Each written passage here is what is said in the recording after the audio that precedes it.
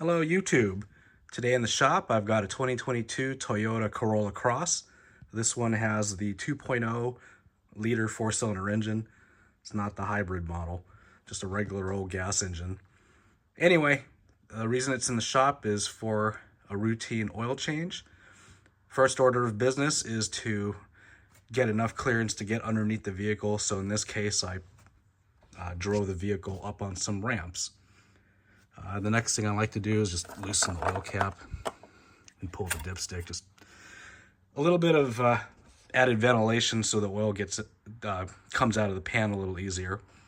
So next step, get underneath the vehicle so that we can take the splash shield off and gain clearance to the oil filter and drain plug. So now we're underneath the vehicle. My finger is pointing towards the rear, just to give you a point of reference.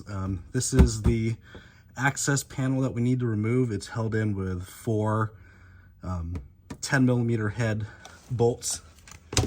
So we'll go ahead and remove those now. So as you can see, that comes off rather easily.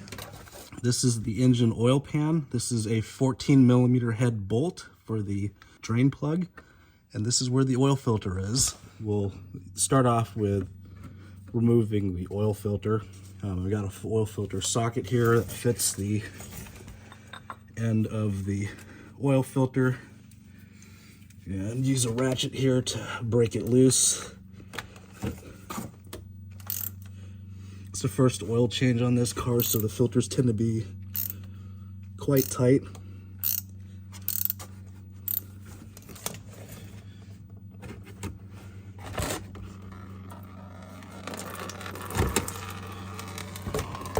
So I've got it draining into the catch pan. We'll go ahead and let this drain off a little bit and then pull the filter off the rest of the way.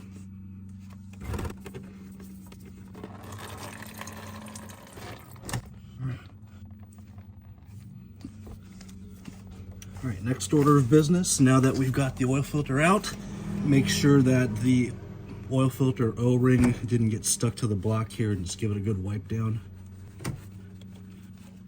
Basically, we're just prepping it for the new filter. All right, now the guts of the job. We'll work on getting this drain plug loosened, 14mm. Thankfully, it wasn't on all that tight. Just reposition the drain pan so that we don't spill all over the garage floor. And there we go. So we'll let this drain for a couple minutes until it's done draining. All right, the oil's finally done draining. So I've cleaned the drain plug and inspected the washer.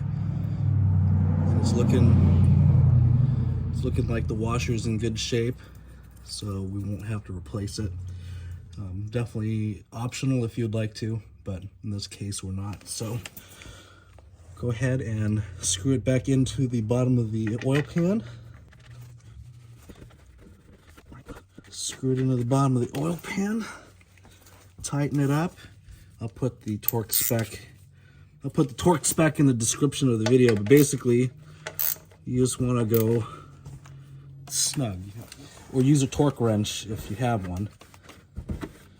All right, so that's clean and that's torqued. All right, amazingly enough, the Toyota dealer did not have a filter in stock. The part number for the filter in this case would be 90915-10009. That filter is not available here, so for the time being, I went to my local Advanced Auto and grabbed this filter. It's the same diameter as the original filter. Also has a nice plastic, so we'll go ahead and peel that off. And then this does not have any oil in the on the O-ring here, so we'll go ahead and get some fresh oil and lubricate it. All right, so it's lubed. Now we'll go ahead and screw this on. So we just want to go until it is hand tight. There's no need to go any more than that on these cars. Too often these things get over tightened and then it makes it harder for the next person to get it off. So now we'll go ahead and clean the area off with some brake clean, just to make sure that the customer doesn't have any oil burning smells or anything like that. Okay, so now that that's done, we can just reverse our steps and put the access cover back on. And the gun is on weak sauce mode. And that's all the more you need to tighten it. It's just plastic. You don't need to go crazy. If you're using a ratchet, just snug. This specific car calls for 0W16 oil, which is quite thin compared to the 030 or 040, type weights that we're normally used to. Good idea to use a funnel that fits in here well. This stuff pours out a lot like water and can catch you off guard if you're not ready for it. So we'll go ahead and start by pouring 4 quarts of oil into this vehicle. The oil capacity is rated at 4.8 or something like that.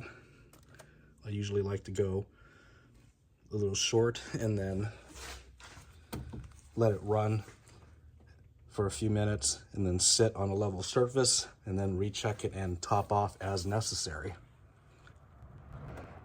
This stuff is so thin. It's pretty close to 4 quarts, or maybe just a hair over. Go ahead and clean off the oil cap. Screw it on for the time being. Just make sure that the oil level is on the dipstick. Always wipe and clean the dipstick off before you check it. And we are at the bottom half of the dipstick, so it should be safe enough to start. So we'll let the engine start and idle for a minute. I'll back it up off the ramps and get it on level ground, and we'll do a final top off. Okay, good. I don't know if you'll be able to see, but the oil actually is right at the full mark. Can't really see it all that well on camera, but is right exactly on that full dot. And this particular vehicle took exactly 5 quarts. This is why it's always a good idea to just add oil until it's just short of the specified fill level. Start it up, let it run for a few minutes, then let it sit and idle for, let it sit, shut off for a few minutes, and then check the oil level and top off until you get to the full mark.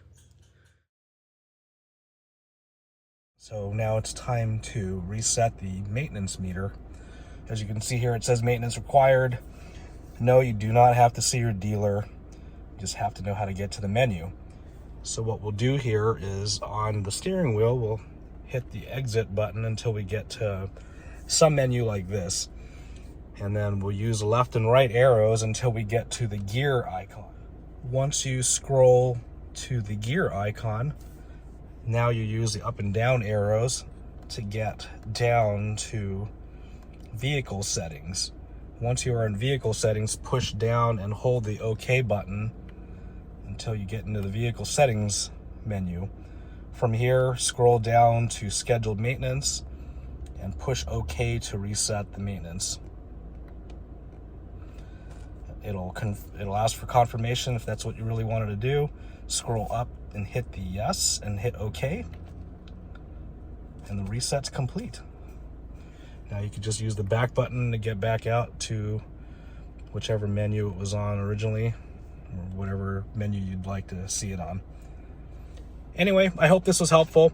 If you like this kind of video, please click the like button and consider subscribing to my channel. Thanks, and we'll see you next time.